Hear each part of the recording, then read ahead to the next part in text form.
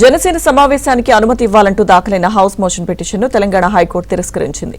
సభకు పోలీసులు అనుమతి తిరస్కరించడంతో జనసేన నేతలు కోర్టును ఆశ్రయించారు. అయితే సభకు అనుమతి ఇవ్వొద్దంటూ పాసం యాదగిరి కేవిట్ పిటిషన్ వేశారు. సభ జరిగితే నిరసనలకు అవకాశం ఉందని పోలీసులు కోర్టు దృష్టికి తీసుకువెళ్లారు.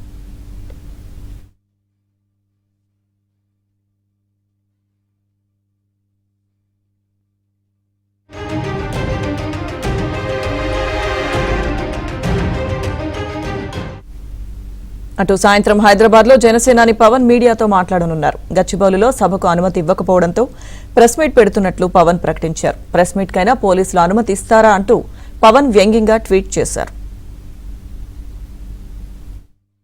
ఫ్రీడమ్ ఆఫ్ స్పీచ్ కానీ ఏ పొలిటికల్ పార్టీ అయినా irrespective of any political party ఒక మీటింగ్ పెట్టుకోవడానికి కానీ ఇది తెలంగాణ ఫార్మేషన్ డే, ఒక అప్రిసియేషన్ అంటే ఒక మంచిగా ఒక స్టేట్ గెలుచుకున్నారు.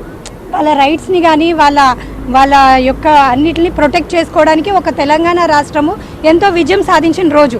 దాన్ని అన్ని రాష్ట్రాల వాళ్ళు అన్ని పొలిటికల్ పార్టీసు సపోర్ట్ చేయడానికి లేదా అప్రిషియేట్ చేయడానికి కొన్ని మీటింగ్స్ పెట్టుకున్నాం. అందరిలాగే మేము కూడా కామన్గా పవన్ కళ్యాణ్ గారు కానీ ఇంకెవరైనా కానీ పెట్టుకుంటారు. దాన్ని ఎలా అపోజ్ చేశారు అనేది నాకు ఇప్పటికీ ఆశ్చర్యకరంగా ఉంది. అట్లీస్ట్ కనీసం పిటిషన్ కూడా అంటే వినలేదు, హియరింగ్ అవ్వలేదు, అట్లీస్ట్ పర్మిషన్ కూడా రాకపోవడం అనేది మన ఇండియన్ కాన్స్టిట్యూషన్లో చాలా విచిత్రంగా నాకైతే ఎందుకు